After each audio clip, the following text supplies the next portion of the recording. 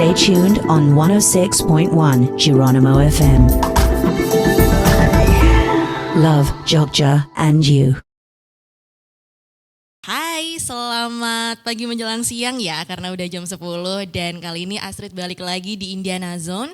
Yang kalau misalkan tadi waktu Astrid opening sekitaran jam 9, kamu masih dengerin Astrid puterin kamu lagu di studionya Geronimo FM. Tapi kali ini spesial dan sesuai juga sama janji Astrid karena di pagi menjelang siang ini Astrid udah berada di At Home Premier Timoho Jogja by Horizon. Dimana kali ini masih tanggal 25 April atau 24 ya hari ini ya? 25. Oh 25, yeah. aduh. Jadi lupa hari ya, jadi masih berkaitan dengan Hari Kartini dan kali ini spesial. Astrid gak sendirian karena udah bertiga dan perempuan semua Kanca Muda. Astrid udah barengan sama GKBRAA Pakualam 10 Sugeng Enjing Gusti Putri.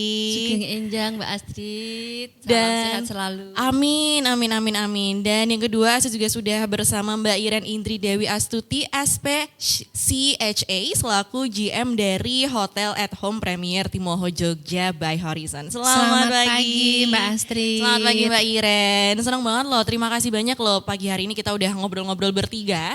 Dan nanti kita akan, karena ini masih berkaitan dengan Hari Kartini, kita bertiga perempuan semua nih. Jadi sebelumnya Astrid mau mengucapkan selamat Hari Kartini juga. Terima kepada kasih. Gusti Putri, kepada Mbak Iren. Untuk kita semua perempuan-perempuan. Perempuan, betul. Jakarta. Betul, harus ditambahin perempuan Gusti ya, takutnya ada yang merasa loh nanti. Takutnya yang mas-mas agak tersipu-sipu, padahal kan ini Hari Kartini untuk perempuan ya. Dan kali ini kita bakalan ngobrolin tentang tantangan dan kesempatan yang dihadapi oleh para perempuan dalam mencapai posisi kepemimpinan. Sebelumnya saya pengen ngobrol-ngobrol dulu deh, gimana kabarnya hari ini dari Gusti Putri dulu? Ya, alhamdulillah kabar saya baik dan sehat selalu. Semoga aja kita semua sehat dan berbahagia. Amin, amin, amin, harus dong ya. Kalau Mbak Iren gimana nih kabarnya pagi hari ini? Sama Mbak Astrid, Gusti Putri, jadi hari ini sangat bahagia, sehat, dan senang sekali diberi kesempatan. Terima kasih banyak. Ini karena menyambut Hari Kartini juga, kemarin tanggal 21 April, apakah punya perayaan masing-masing mungkin dari Gusti Putri dan juga Mbak Iren nih dalam menyambut Hari Kartini? Monggo. Ya, alhamdulillah tahun ini Hari Kartini pas hari Minggu. Iya betul. Ya, jadi kita mengadakan tim penggerak PKK dan Puro Pakualaman mengadakan acara Mbok Melayu. Oh gimana itu? Gimana Mbok tuh Melayu Gusti? itu ya kita jalan sehat dan lari. Oke. Itu enggak dilombakan tapi kita bersama-sama bergerak biar perempuan-perempuan Yogyakarta itu enggak mager tapi bergerak bersama. Jadi kita ada acara Mbok Melayu itu kemarin pesertanya alhamdulillah 600 Kartini Yogyakarta. Wow, Luar biasa. luar biasa, luar biasa. Ada yang 10 kilo, ada yang 5 kilo dan kalau saya kan sudah lansia jadi Betul. 2 kilo aja. Oh, itu udah 2 kilo, saya juga udah menggeh-menggeh kayaknya Gusti Putri. Oke, tapi itu apakah dibuka untuk umum pada saat itu atau gimana itu? Itu dibuka untuk umum, kita ada linknya memang untuk Mbok Melayu itu. Jadi nanti dapat jersey yang bagus, ada batik saya, ada dan juga dapat medali. Iya. Seru ya, kayaknya Seru. Menarik juga waktu itu sempat Astrid tahu juga kalau Gusti Putri kan habis membuat batik juga. Iya Gusti, itu gimana sih ceritanya waktu itu Gusti? Saya membuat batik ya karena saya tuntutan zaman ya. Karena saya selalu ditanya batik Puro Pakualaman itu seperti apa sih gitu. Saya merasa bahwa batik-batik dulu batik-batik yang dulu itu apakah itu ciptaan beliaunya ataukah mereka membeli, saya nggak tahu. Makanya saya pengen memang itu betul-betul batik Puro Pakualaman, jadi saya menciptakan sendiri batik-batik itu dari gambar-gambar atau iluminasi naskah-naskah kuno yang ada di Puro Pakualaman. Wow, Luar oke. biasa. Itu prosesnya berarti berapa lama Gusti itu? Dari proses berarti kan ada proses ibaratnya kayak proses ini ya observasinya dalam arti kayak mencari tadi dari naskah-naskahnya juga kemudian produksinya itu berapa lama Gusti? Saya punya tim. Jadi ada 3 tim. Jadi ada tim yang dari perpustakaan. Oke. Jadi tidak semua gambar atau iluminasi yang ada di naskah kuno itu bisa dibatik. Ya, Ya. oke. Terus saya juga punya tim yang untuk merealisasikan gambar-gambar yang di naskah itu menjadi batik. Jadi hanya Oke. gambarnya. Nah, yang tim ketiga adalah pembatiknya. Oh iya Jadi iya ada iya. timnya, ada Betul, step-stepnya betul, sampai betul, jadi betul. batik gitu. Yes, betul. Ini ada buka kursus gitu nggak sih, khusus membatik gitu loh Gusti? Kalau buka kursus enggak ya. Oh iya Tapi iya. kalau mau latihan membatik bisa. Oh bisa. Ya, karena di Puro Pakualaman ada yang namanya bangsal batian. Nah, itulah yang saya ada pembatik-pembatik di situ setiap hari. Dari Senin sampai hari Sabtu. Berarti saya misalkan ke sana bisa Gusti? Bisa. Soalnya saya tertarik banget ngebatik, tapi kalau saya ngebatik sukanya malamnya kemana-mana gitu loh. Ya, memang. Jadinya melebar-melebar ya kalau saya yang buat ya. Tapi kalau saya sih nyebutnya seni ya. Itu wajib hukumnya bagi pemula. Iya kan Gusti, Ya. berarti kan itu jatuhnya, oh nggak apa-apa ini emang seni abstrak aja sih, saya ngelesnya gitu. Padahal emang bleber-bleber aja. Oke, itu tadi keseruan Hari Kartini dari Gusti Putri ya. Kalau dari Mbak Iren, kemarin ada keseruan apa nih Mbak di Hari Kartini? Iya, jadi Mbak Astrid kalau di hotel kebetulan kan kami ini salah satu jaringan Horizon Group Indonesia yang ada di Yogyakarta. Kita ada 66 hotel Oke. di seluruh Indonesia dan pada saat Hari Kartini kemarin kita mengeluarkan promo ya. Jadi Kartini Journey. Oke, apa tuh Mbak? Bagi yang menginap di sini kemudian bookernya adalah female itu akan mendapatkan harga khusus. Oke. Spesial, jadi 421.000, jadi pakai 21. Karena Oh. diambil dari 21 April. Oh Nah, baik. dan kalau untuk diskon makanan juga 21%. Itu khusus wanita saja yang boleh. Oke, Booker oke, ya, oke. reservasi Mbak Astrid gitu kita terima dengan senang hati. Wih, itu pasti antusiasnya gimana tuh Mbak pada saat itu?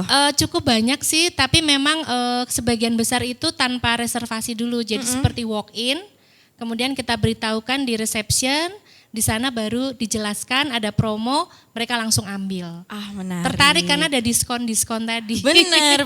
Apalagi kalau Kalau perempuan ya ibu-ibu, Mbak. perempuan, Nah itu dia pasti Mbak. nggak jauh dari diskon. Betul Mbak, itu ibaratnya udah murah juga kita raiso kurang po, kan kayak gitu Mbak kalau perempuan ya Mbak. Kan saya mengalami ya. Kita. Iya. Cuman menarik banget karena kalau ternyata masing-masing memiliki perayaan Kartininya masing-masing ya. Dan mungkin Aca juga penasaran nih kalau dari Gusti Putri mungkin dalam latar belakang di pemerintahan juga sebenarnya bagaimana sih selama ini peran perempuan nih di dalam pemerintah Gusti? Ya, sebelum saya menjawab ya Mbak, Yes. sebetulnya saya punya perayaan lagi nih Oh, untuk apa Hari nih? Kartini. Apa tuh? Boleh Gusti. Ya memang perayaan yang digawangi oleh 5 organisasi wanita yang ada di Yogyakarta. Wah oke, 5 nih apa aja boleh disebutin Gusti? 5 itu adalah Dharma Wanita Persatuan, Oke. Dharma Pertiwi itu 3 angkatan. Jadi angkatan darat, angkatan laut, dan angkatan udara. Oke. Terus ada yang namanya Bayangkari. Ah, Terus iya, ada iya. yang namanya BKOW, dan yang terakhir kita tim penggerak PKK. Oh, Nah, oke. 5 organisasi wanita yang ada di Yogyakarta itu bersama-sama melakukan kegiatan-kegiatan untuk Hari Kartini. Jadi banyak sekali kegiatannya. Puncak acaranya kemarin Ini banget. Selasa. Oh Selasa, iya. Selasa di Bangsal Kepatihan Yogyakarta. Oke, boleh diceritain dong Gusti keseruan waktu puncak acaranya sendiri itu seperti apa kemarin? Puncak acaranya bagus ya karena kita pemenang lomba yang kita adakan yaitu lomba merangkai buah dan sayur. Oke. Dan juga berbusana Jawa, Gagrag Yogyakarta itu juga kita lombakan. Pemenangnya ada di puncak acara. Oke. Juga perform dari PKK yang untuk paduan suaranya dan juga tarian juga ada. Jadi memang setiap Hari Kartini dan setiap Hari Ibu itu kita selalu mengadakan kegiatan yang digawangi oleh 5 organisasi wanita yang ada di Yogyakarta. Oke. Ini satu poin yang saya tangkap adalah ternyata kan tadi ada penampilan masing-masing ya. Ini kan menunjukkan kalau ya perempuan itu ya memang ini bisa menampilkan banyak hal dan bisa melakukan banyak hal gitu ya Gusti ya.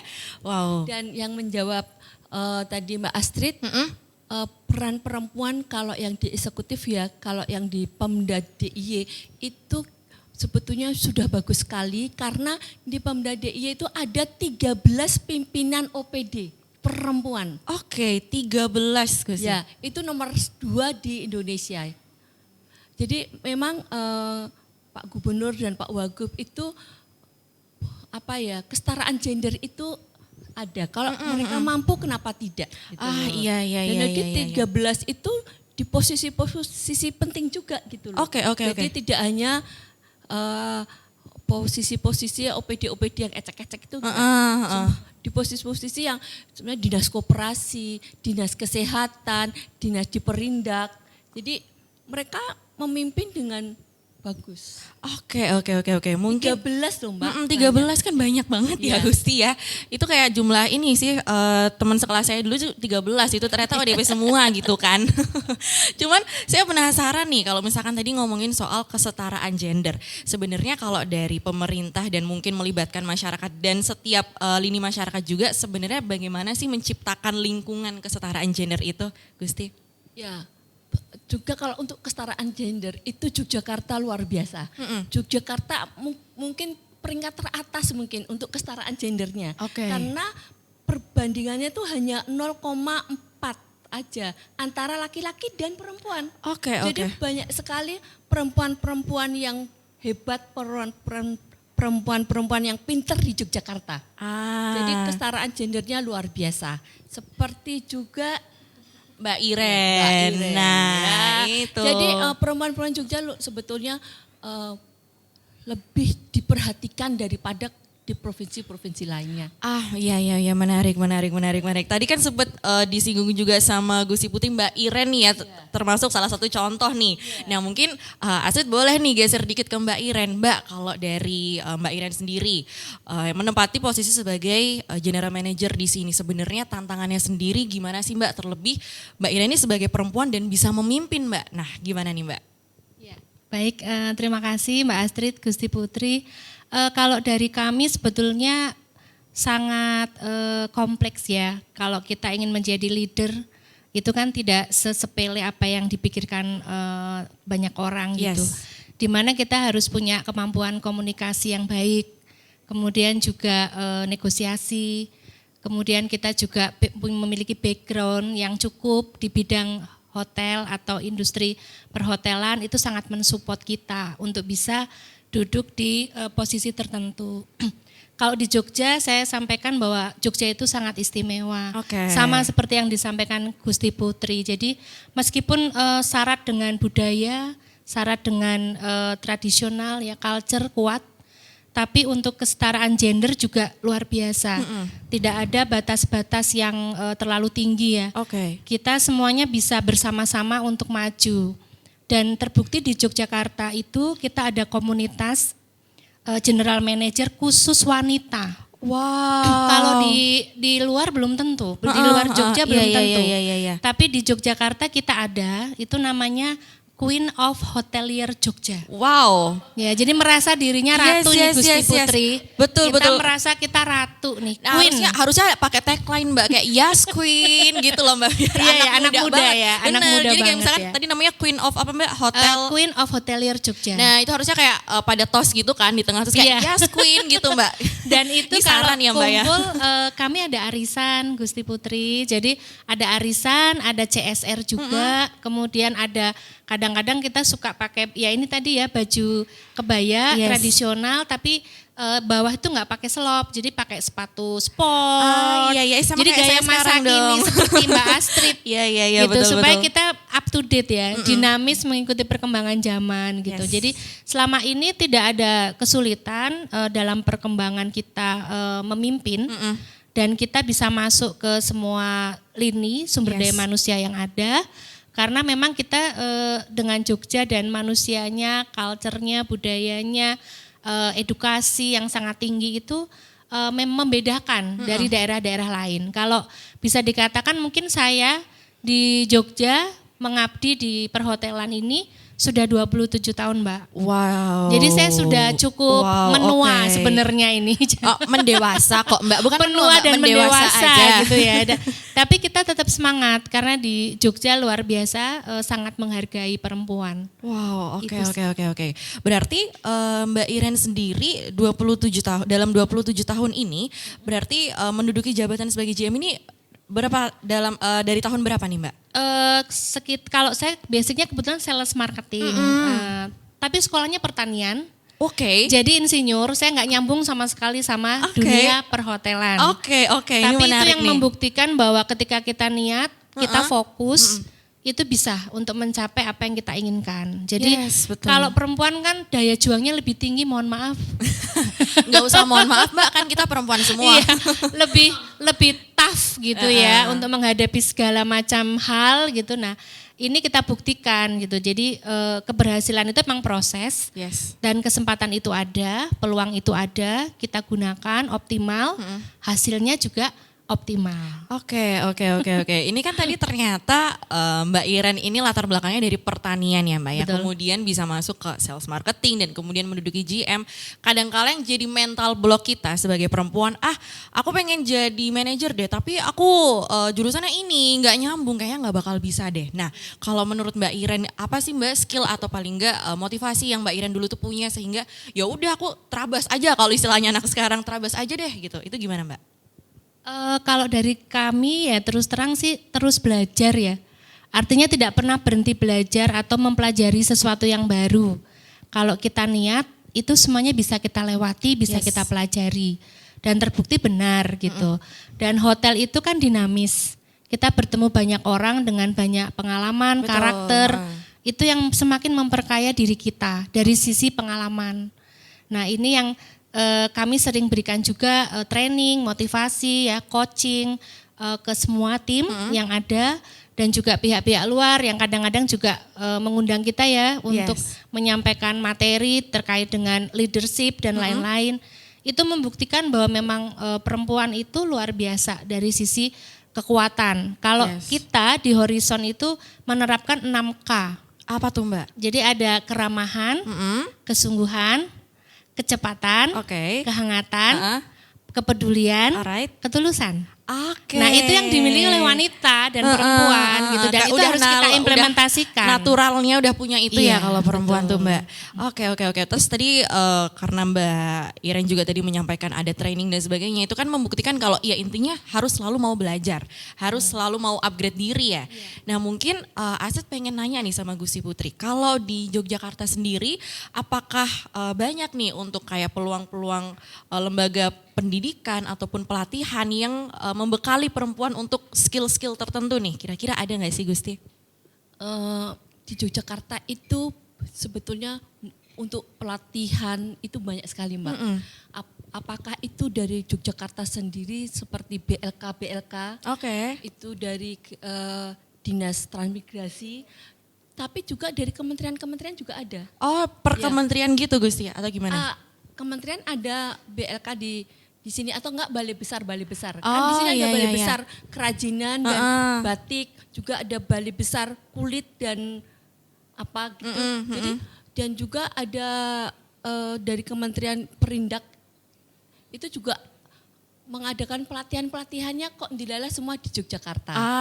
Iya. Jadi, Emang karena istimewa aja sih Gusti ya. karena Jogja istimewa dan tingkat belajarnya itu besar untuk mencapai tujuannya. Memang di Yogyakarta itu antara perempuan dan laki-laki itu sama-sama punya semangat tinggi untuk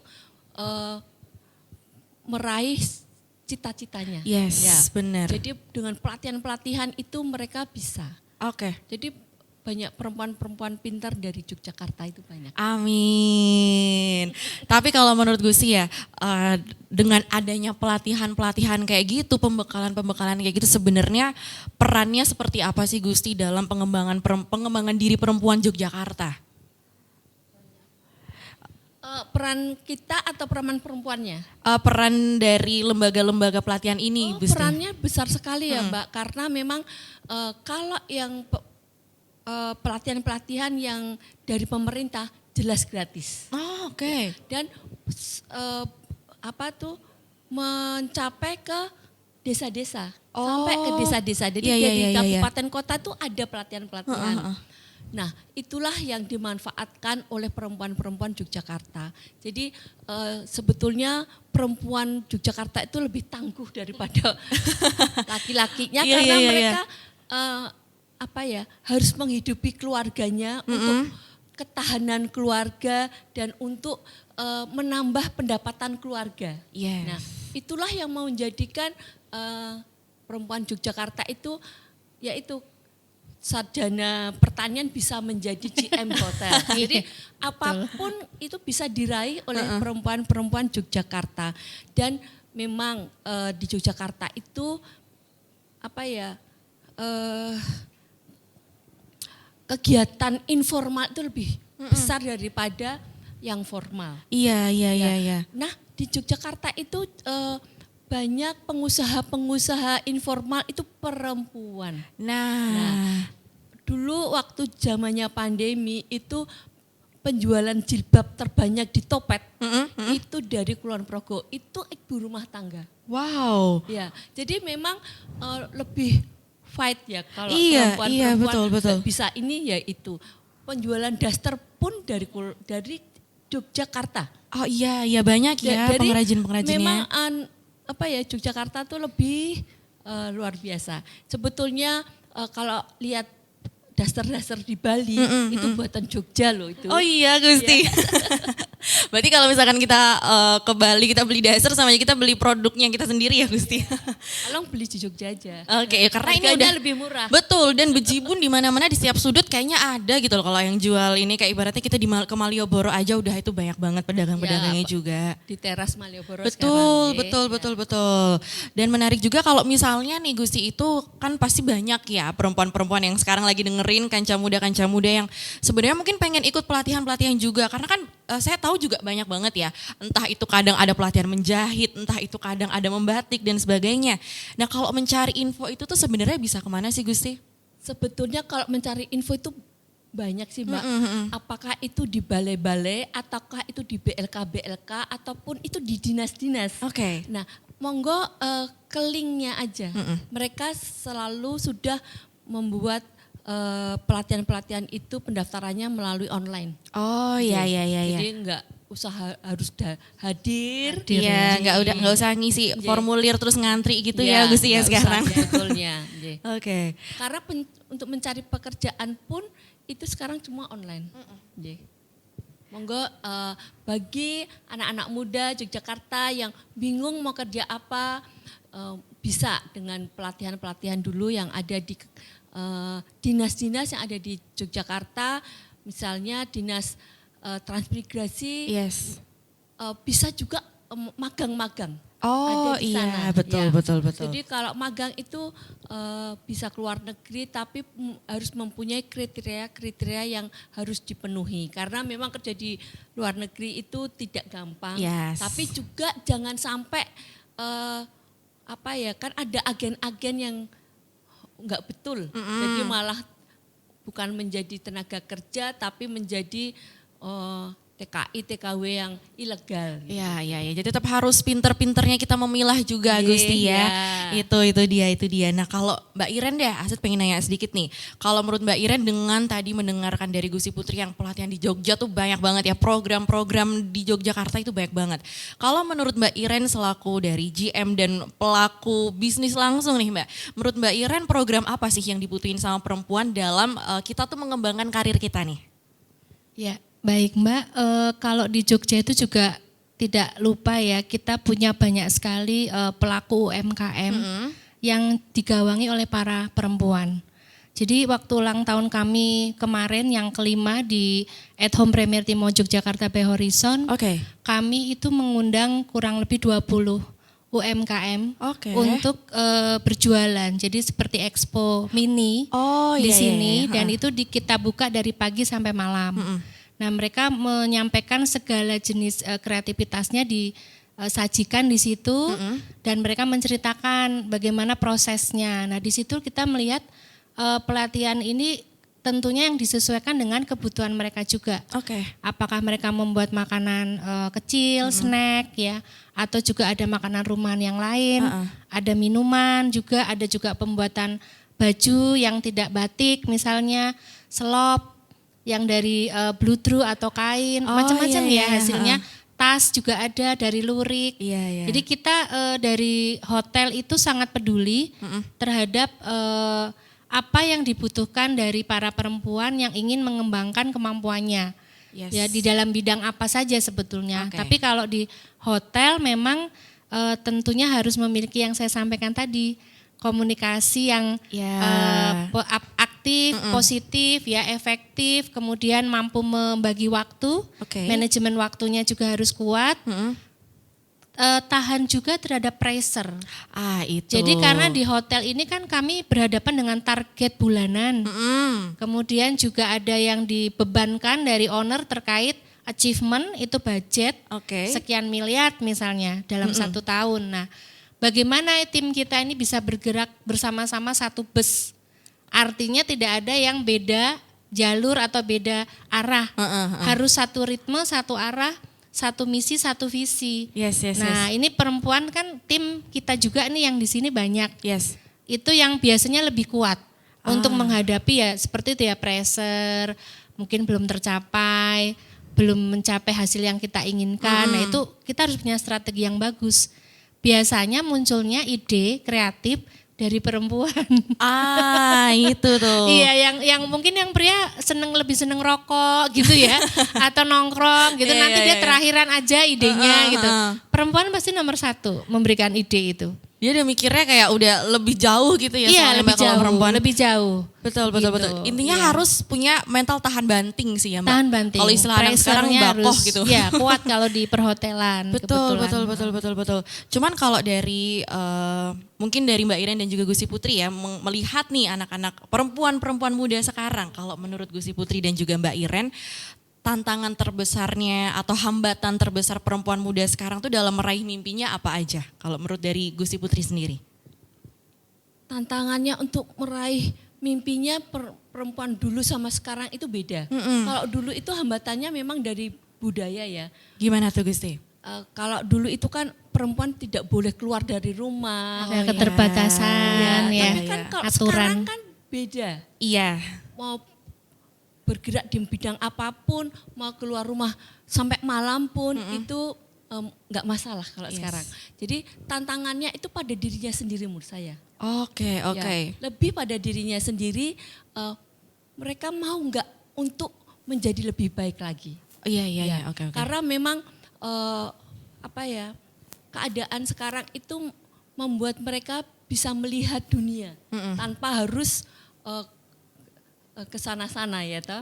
Harus ke luar negeri itu.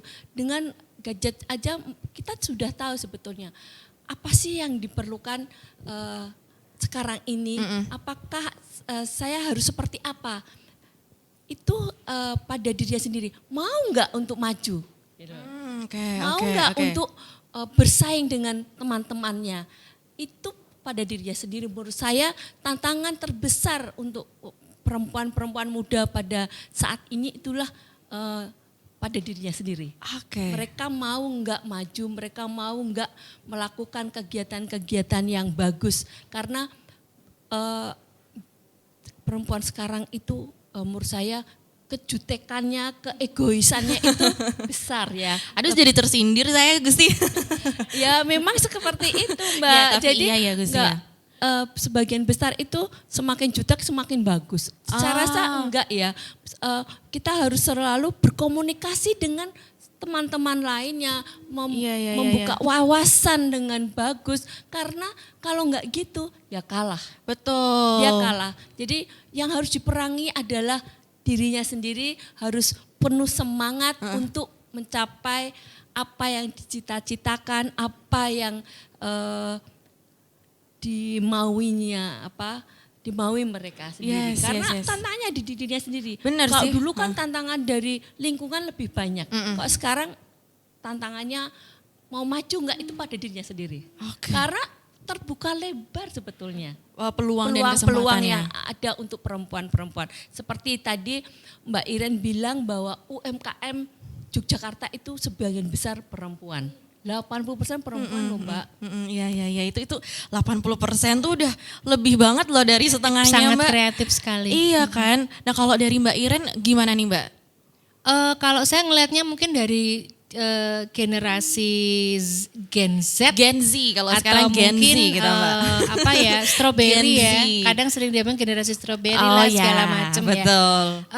Cukup terkaget-kaget sebetulnya dengan perkembangan anak-anak sekarang, mungkin SMP, SMA gitu, dandanannya sudah banyak yang enggak kayak orang Indonesia. Oke. Sebagian besar kan lebih ke Korea style. Oh iya betul, betul. Termasuk tontonan-tontonannya, termasuk bajunya, gayanya, fashionnya ya. Jadi kebetulan saya punya anak cewek, saya sering terkaget-kaget karena Kenapa tuh Mbak? bajunya tuh kan yang harus kelihatan perut besar gitu oh ya. iya, Wudel. Iya. Jadi saya kadang kok harus begitu ya gitu kan. Dia dengan enteng pasti dia jawab, ya nggak apa-apa lah, bagus kan.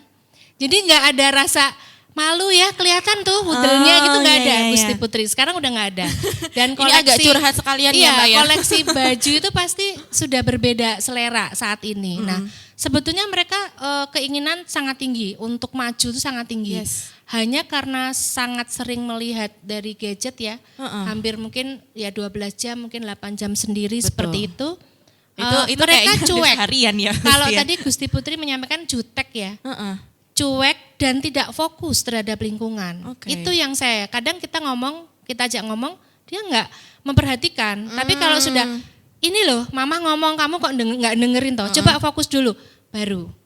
Nah itu sering, karena sudah sangat ke gadget ini tadi, fokusnya. Tapi sebenarnya menerima.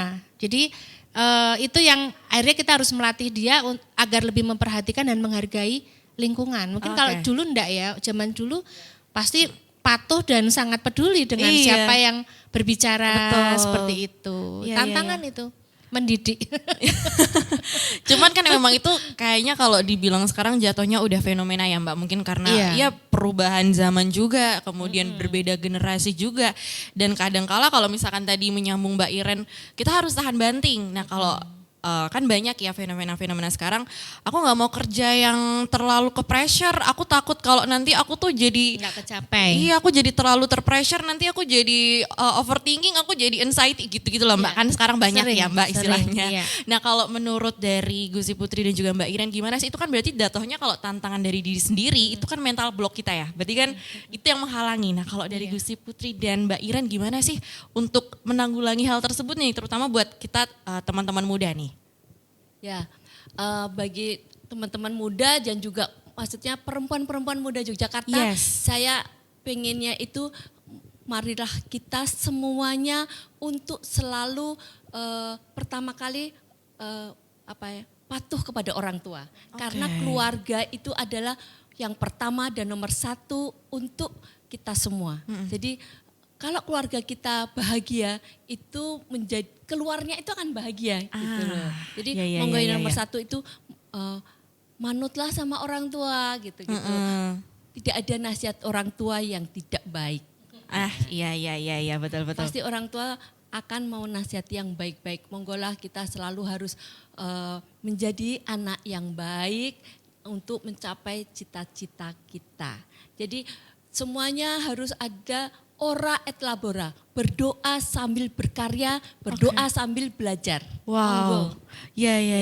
Ternyata itu ya kuncinya adalah baktio sama orang tua. Ini menjadi pesan juga buat Asri juga Gusti, karena kadangkala di generasi sekarang, generasi Asri juga, generasi teman-teman muda, kadang kita mikirnya, ibu tuh nggak ngerti, ibu tuh kan nggak ngerti perkembangan zaman sekarang kan gini-gini kan kita. Ketinggalan zaman. Iya, pasti kan selalu ada ya kayak alasannya gitu kan. Tapi ternyata ya itu kunci sebenarnya ya Gusti ya.